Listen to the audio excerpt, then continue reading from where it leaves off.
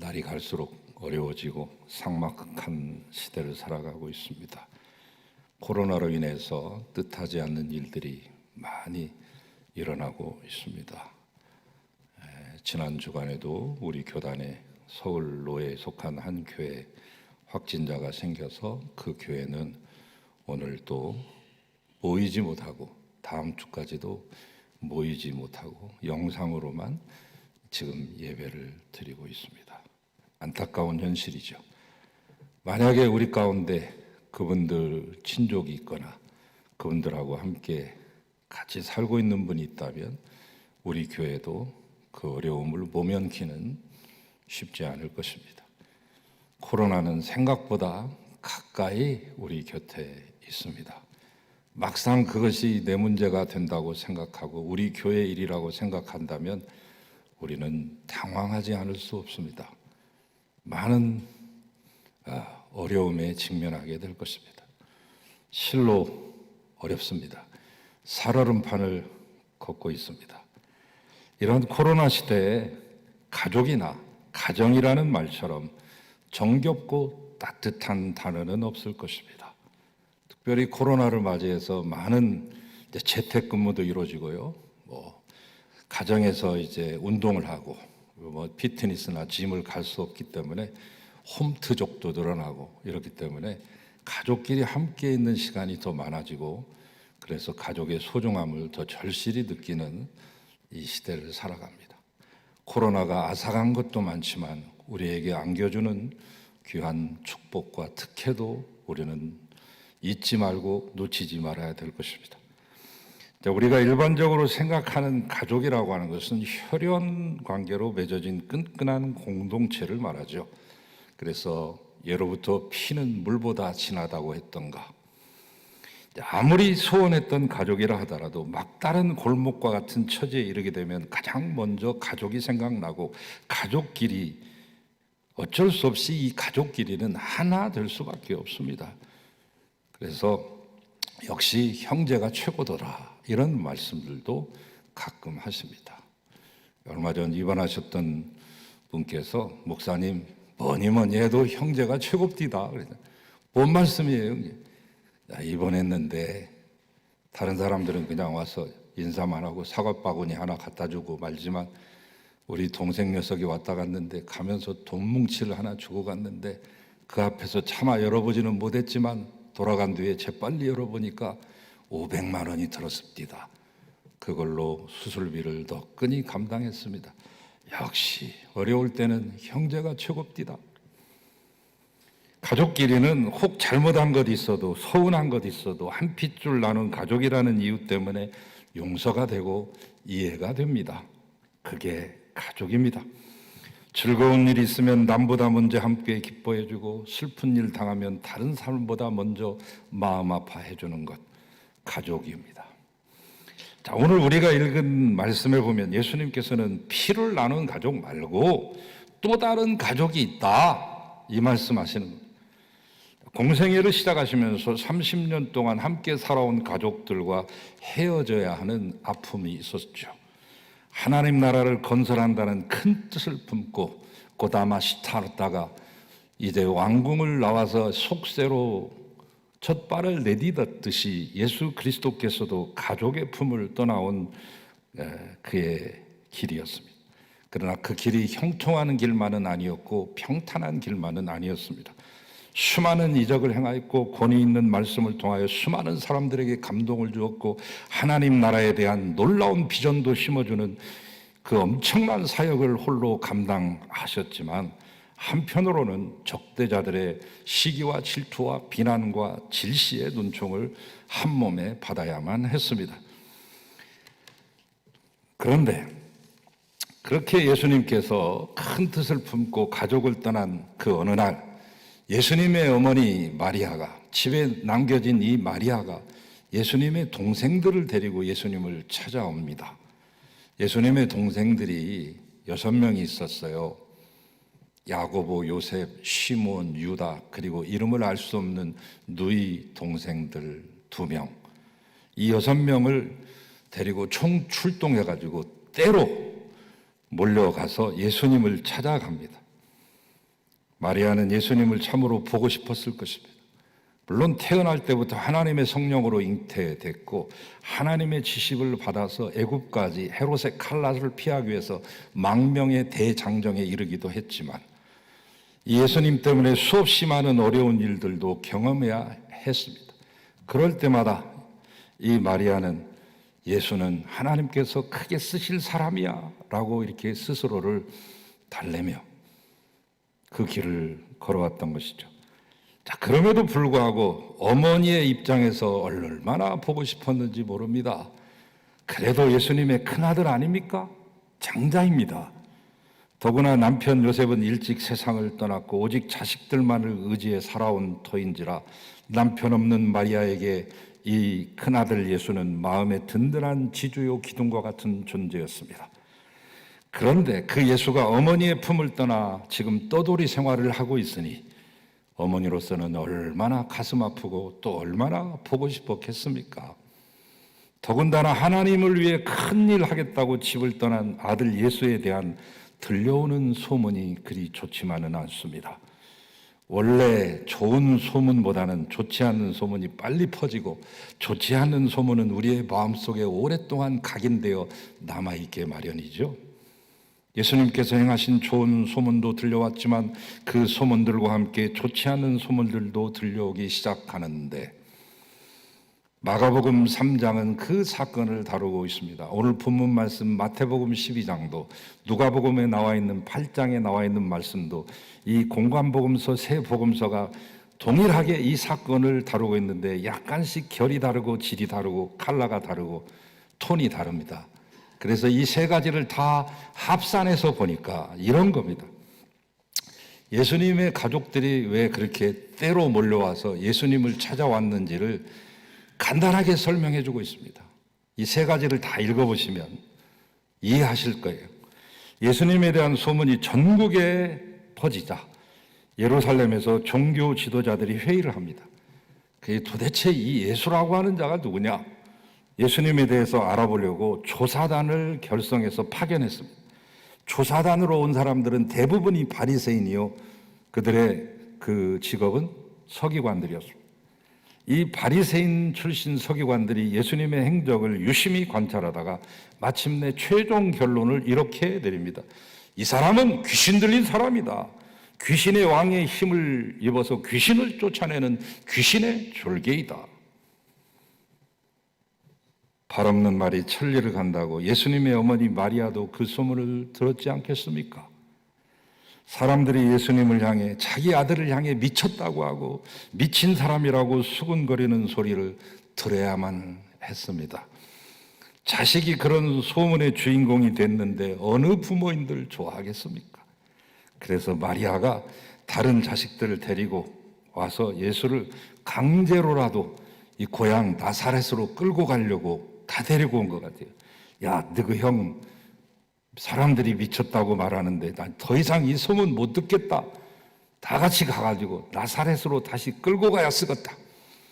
혼자서는 힘이 없으니까 6명을 다 대동하고 양쪽 팔다리 잡고 머리 잡고 이렇게 해서라도 안 가겠다고 하면 끌고 가겠다고 하는 강한 의지가 거기에 담겨 있는 것입니다. 그래서 물어서 예수님이 계시겠다고 하는 곳까지 찾아갑니다. 가서 보니까 예수님 주변에는 수많은 사람들이 몰려들었습니다. 열심히 하나님의 나라에 대한 비밀을 풀어서 말씀하고 있습니다. 다음 주부터 이제 그 비밀이 나오죠. 천국 비유. 마치 천국은 이와 같으니 뭐뭐하더라. 이런 말씀들이. 그래서 소위 말하는 천국장이 아니라 천국장 마태복음 13장이 펼쳐지는데, 자, 도저히 예수님 앞으로 갈 수가 없습니다. 보고 싶어서 단숨에 달려왔건만 문 앞에까지는 이르렀지만 꽉 차 있는 사람들 때문에 집 안으로 들어가지 못했습니다. 예수님은 토방에서 말씀하시고 온 마당에는 사람들로 가득 차 있고 거기서 넘쳐난 사람들은 문 밖에서 이제 담 너머로 까치발을 들어가지고 예수님의 말씀을 듣는 판국이었으니까요. 그래서 이제 언제쯤 말씀 끝나나, 언제쯤 이 많은 무리들은 집으로 돌아갈까, 그런 생각을 하면서 하염없이 밖에서 기다리고 있었습니다. 자, 그렇게 문 밖에서 초조한 마음으로 아들 예수를 기다리고 있는데 한 사람이 밖으로 나오다가 이 어머니 마리아하고 눈이 마주쳤어요. 어머니 마리아하고 익히 알고 있었던 사람 같아요. 아, 아드님 보고 싶어서 오셨구나. 근데 동생들까지 다 데리고 오셨네. 잠깐만 여기서 기다리세요. 지금 사람들이 너무 많고, 그리고 여기 6명, 7분, 어머니까지 7분이 동시에 가가지고 이 군중을 뚫고 간다는 것은 도저히 물리적으로 불가능하니까 제가 얼른 이 군중을 뚫고 가서 선생님께 당신들이 왔다고 말씀드리겠습니다. 그리고서는 군중을 비집고 예수님 앞에까지 가까스로 다가가서 예수님이 말씀하신 그 틈새 막간을 이용해서 조용히 말을 전합니다. 선생님, 어머니하고 동생들이 저 나사렛에서부터 선생님 모시겠다고 오셨는데 저 문 밖에 서 계십니다요. 사람들이 너무 많으셔가지고 제가 선생님한테 말씀드리겠다고 하고 이렇게 왔습니다. 아마 그 말을 전한 사람은 예수님께서 자기 말을 듣고 반가운 얼굴을 하고 보선발로 뛰어가 만나든지 아니면 빨리 이곳으로 모셔오너라 이렇게 말할 줄 알았어요.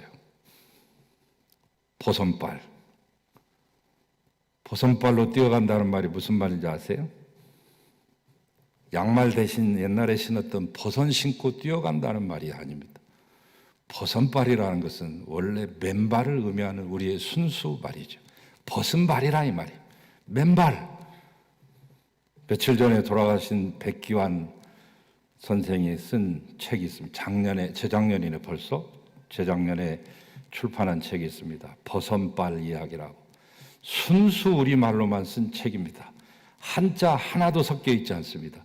영어를 비롯한 외래어 단 한마디도 없습니다. 순전한 우리말로 쓰여진 문학사에서 진정 값어치 있는 소설이기도 한데 여러분 이번 기회에 제가 여러분에게 소개하니까 꼭 한번 읽어보시기 바랍니다. 버선발 이야기. 예수님이 버선발로 뛰어나가실 줄 알았는데 웬걸 뜻밖에도 예수님께서는 전혀 다른 말씀을 합니다. 오히려 그 말씀을 전달해 준 사람이 무한할 정도로 이렇게 말씀하시는 게 아닙니까? 누가 내 모친이며 내 동생이냐? 깜짝 놀라 무슨 말을 해야 될지 몰라 어리둥절하고 있던 말을 전해준 그 사람에게 여기 모여있는 사람들을 가리키면서 그에게 이렇게 말합니다. 봐라, 여기 있는 이들이 내 모친이며 내 형제들이니라. 누구든지 하늘에 계신 내 아버지의 뜻대로 행하는 자가 내 모친이며 내 형제다. 우리를 다소 어리둥절하게 만드는, 아니 많이 어리둥절하게 만드는 이 예수님의 말씀 속에 주님 안에서 한 가족이 되는 신앙 공동체의 본질이 뭔가를 발견하게 됩니다. 교회라고 하는 새로운 공동체, 새로운 가족이 어떤 공동체인지를 가르쳐주고 있습니다. 그 공동체는 혈통으로 맺힌 가족이 아니라는 것, 이것을 제일 먼저 강조하시는 것. 교회 공동체는 그리스도 안에서 한 가족이 된 가족 공동체입니다. 그러나 교회라고 하는 가족 공동체는 혈통으로 맺어진 가족이 아닙니다. 예수님은 그 혈통을 뛰어넘는 새로운 가족 공동체로서 교회를 만드십니다. 교회 공동체는 혈통을 뛰어넘어 하나님의 손으로, 하나님의 계획으로, 하나님의 디자인으로, 하나님의 뜻으로 만들어서 하나 된 가족입니다. 요한복음 1장 12절에서 13절 말씀에 이렇게 말씀하죠. 영접하는 자 곧 그 이름을 믿는 자들에게는 하나님의 자녀가 되는 권세를 주셨나니 이는 혈통으로나 육정으로나 사람의 뜻으로 나지 아니하고 하나님의 뜻으로 난 자들이니라. 그리스도 안에서 하나님의 자녀로 태어나 한 가족을 이룬 교회 공동체는 혈통으로나 육정으로나 사람의 뜻으로 난 사람들이 아닙니다. 오직 하나님께로부터 난 사람들로 구성된 새로운 가족 공동체죠. 예수님은 인간의 혈통으로 맺어진 혈연 가족 공동체보다 훨씬 더 큰 인류 공동체, 대한 공동체를 만들기를 원했습니다. 예수님이 원하셨던 그 인류 공동체에 대한 선언, 비전이 에베소서 2장에 고스란히 담겨 있으니 그때 너희는 그리스도 밖에 있었고 이스라엘 밖의 사람들이라. 약속의 언약들에 대하여 외인이요 세상에서 소망이 없고 하나님도 없는 자이더니 이제는 전에 멀리 있던 너희가 그리스도 예수 안에서 예수의 피로 가까워졌느니라. 그는 우리의 화평이신지라. 둘로 하나를 만드사 중간에 막힌다 머시고 원수된 것 곧 의문에 속한 계명의 율법을 자기 육체로 폐하셨으니 이는 둘로 자기 안에서 한 세 사람을 지어 화평하게 하고 또 십자가로 이 둘을 한 몸으로 하나님과 화목하게 하려 하심이라. 여기서 둘이라고 하는 것은 이방인과 유대인을 말합니다. 하나님께서 예수 그리스도의 십자가를 통해 이방인과 유대인 사이에 가로막혀 있던 담을 허무시고 이제는 둘이 아닌, 더 이상 둘이 아닌 한 가족이 되게 하십니다. 그리스도의 십자가를 통해서 한 가족이 된 것을 이 말씀에서는 한 세 사람으로 지어졌다 이렇게 말하고 있습니다. 한 세 사람으로 지었다. 그렇습니다. 그리스도 안에서 우리는 이방인이고 유대인이고 구별되지 않고 한 세 사람으로, 한 세 가족으로 새롭게 지음 받았습니다. 이제는 모두가 한 가족을 이룬 것이죠. 혈통의 가족도 중요하죠. 혈통이 조상의 피를 물려받음으로 한 가족을 이룬 것이죠. 저는 김해 김씨 김수로왕의 70대 손 사면파, 판도 판서공파, 그 중에서도 경파 종손입니다. 중요하게 생각하고 있지만 그러나 혈통의 가족은 그렇게 피를 통해서 한 가족으로 이루어지지만 우리는 그리스도의 십자가를 통해서 한 가족이 된 새로운 가족은 예수 그리스도의 피를 통해서 이루어진 새 가족입니다. 그리고 그 새 가족은 한 가족이 되어 하나님과 화목하게 하셨습니다. 교회는 예수께서 꿈꾸셨고 십자가를 통해서 마침내 이루셨던 그러한 인류 공동체의 작은 모형이죠. 여러분, 우리는 새로운 가족입니다. 예수 그리스도의 십자가 보혈로 하나님 자녀로 부르심 받아 한 가족 된 사람들입니다. 그리스도의 피를 나눈 형제들로서 부르심을 받았습니다. 이따가 마지막 찬송 220장 3절 전반부를 부르시다가 이 규절이 나오면 힘차게 불러주십시오. 한 피 받아 한 몸 이룬 형제여 친구들이요. 자, 그 다음 그리스도의 피로 만들어진 이 새로운 가족인 교회 공동체는 누구에게나 열려 있다. 이 말은 누구든지 들어올 수 있다. 이 말. 자격 제한이 돼 있지 않습니다. 여러 모임들이 있습니다만 우리나라에 장관을 지낸 분들의 모임이 있어요. 그 모임에는 장관 지낸 사람들만 가입할 수 있어요. 차관했던 사람들 아무리 가까워도 안 끼워주고요. 재계 재벌 1위 CEO도 아무리 친해도 끼워주지 않습니다. 왜? 장관이 아니니까. 학교마다 동창회도 있습니다. 그 동창회도 그 학교를 졸업한 사람들로서만 회원을 받아줍니다. 여기 연세 드신 분들이 많으니까 예전에 중학교, 고등학교 시험 치를 때 있었잖아요. 그 당시 서울에 있어서 공립학교에 5대 명문이 있었잖아요. 경기고, 서울고, 경복고, 용산고, 경동고 3대 명문이 있었잖아요. 경기고, 서울고, 경복고 다 훌륭한 분들이죠. 분들이 많이 배치되었죠. 실제로 2015년까지 경기고, 서울고, 경복고에서 재계 CEO 1, 2, 3위를 다쳤죠. 거기 출신들이 재계 CEO 중에 제일 많았다. 그런 뜻이 되겠어요. 아무튼 경기고 학생하고 서울고 학생이 너무 친해요. 교회에서도 만나고 독서클럽으로 해서 이 경기고와 서울고가 같이 만나가지고 또 하는 조인하는 모임도 있어요. 그래서 너무나 다윗과 요나단처럼 친해요. 하루라도 안 보면 보고 싶어 못 살겠어요. 그냥 연인이라도 그렇게 가까울 수가 없어요. 마침내 고등학교를 졸업했어요. 근데 어느 날 서울고 나온 친구가 어디를 간다고 그래. 어디 가냐? 나 동창회 간다. 그래? 너하고 나하고 친하고 니네 동창들도 내가 많이 하니까 내가 거기 가면 안 될까? 안 돼. 여러분, 아무리 친해도 그 옆에 학교를 같이 다녔어도 같은 교회 다녀도 같은 독서클럽 활동을 했어도 동창회는 참여 못하는 겁니다. 왜? 거기 출신이 아니니까. 이 땅에 존재하는 수없는 많은 모임들, 공동체들이 대부분 어떠한 최소한의 자격 조건은 갖춰야 된다고 요구합니다. 그러나 교회 공동체는 누구나 가족이 될 수 있습니다. 누구든지 하늘에 계신 내 아버지의 뜻대로 행하는 자가 내 어머니며 내 형제요 내 자매다. 우리가 관심 가져야 될 단어가 뭐예요? 누구든지. 여기에 액센트가 들어가야 됩니다. 교회라고 하는 새로운 가족은 누구에게나 열려 있습니다. 그러므로 누구나가 가족이 될 수 있습니다. 자격 제한돼 있으면 그 교회 아닙니다. 제가 플로리다에 가서 주일을 맞이해 가지고 한 교회를 갔는데, 우리 교회보다 조금 작아요. 한 3분의 2 정도 되는데, 가보니까 동양인은 저 한 사람이고 모두 백인 교회더라고요. 뭐 아는 체 아는 사람도 없고 참 썰렁하게 이럴 데 없는데, 교회 가서 제가 그렇게 찬밥 신세로, 그래도 어디 가면 목사라고 인사라도 하고 악수라도 하고 올 텐데, 아는 사람이 없으니까 물론 그렇습니다만, 그 백인 교회에 가서 그 냉랭함을 체험하고 왔습니다. 예전에 미국에는 백인들만을 위한 교회가 있었습니다. 백인들만을 위한 교회에 흑인이 들어갈 수가 없었습니다. 흑인이 잘못 알고 그 교회당에 들어갔다가 바로 쫓겨난 그런 사례들이 많았습니다. 그건 교회가 아닙니다.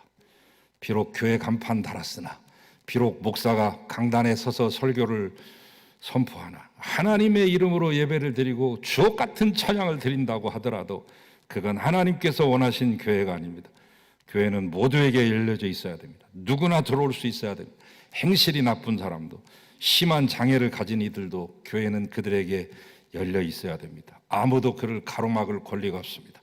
사도 바울과 같이 예수 믿는 사람 핍박하고 잡아 죽이는 데 앞장섰던 사람도 들어올 수 있습니다. 삭개오와 같이 사람들로부터 매국노요 상종 못할 놈 공공의 적 1호라고 손가락질을 받았던 이도 들어올 수 있습니다. 막달라 마리아와 같이 행실이 그렇게 방장하지 못하다, 7 귀신까지 들렸다라고 손가락질 받는 사람도 들어올 수 있습니다. 예수님께서 세상에서 버림받았던 모든 사람들의 친구가 되주셨던 것처럼, 그리고 그들을 한 가족으로 인정하셨던 것처럼 교회도 그들에게 열려 있어야 합니다.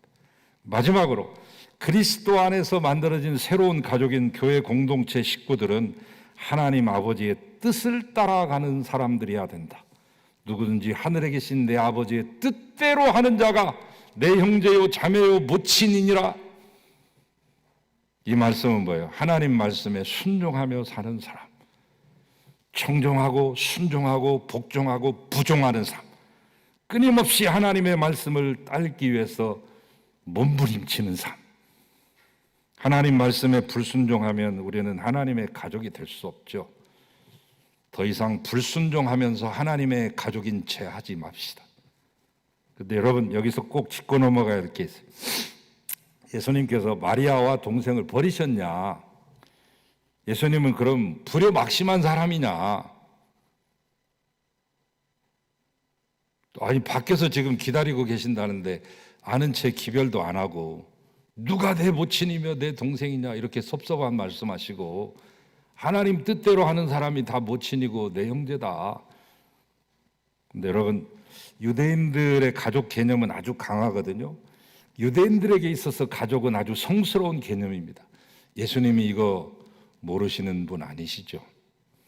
오늘 본문에서 가르쳐주고 싶은 뜻은 그것도 중요하지만 그 외에 더 큰 가족이 있다. 새로운 가족이 있다.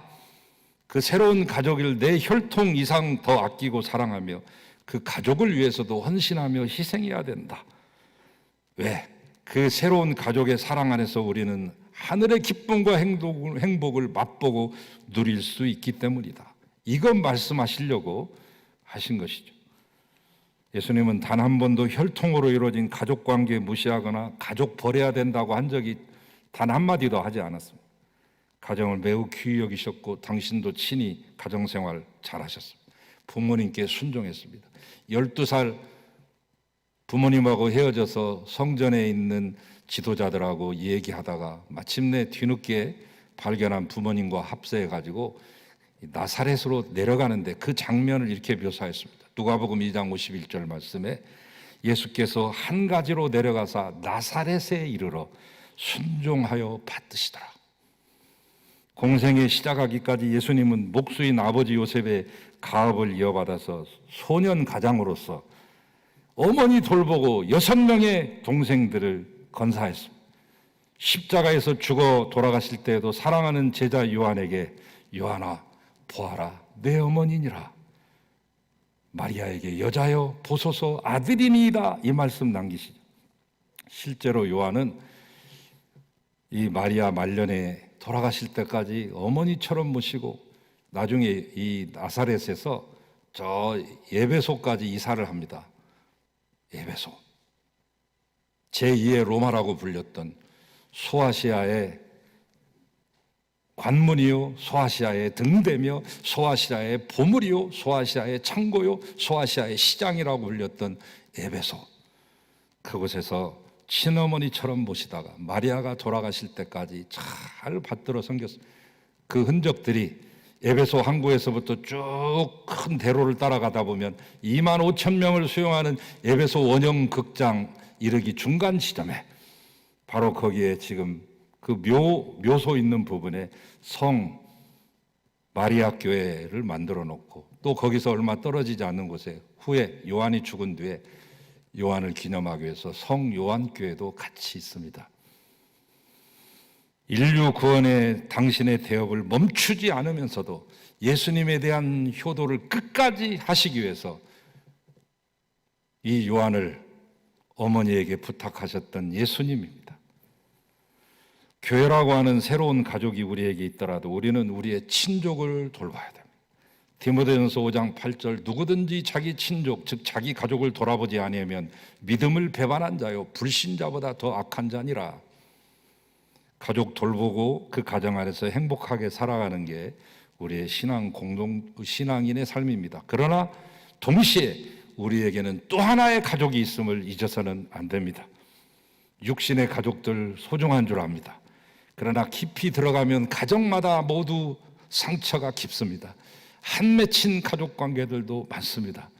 육신적인 가정만 가지고는 버텨내기 힘든 가정들도 비일비재합니다. 대한 공동체가 있어야 됩니다. 가족이 있어도 외롭습니다.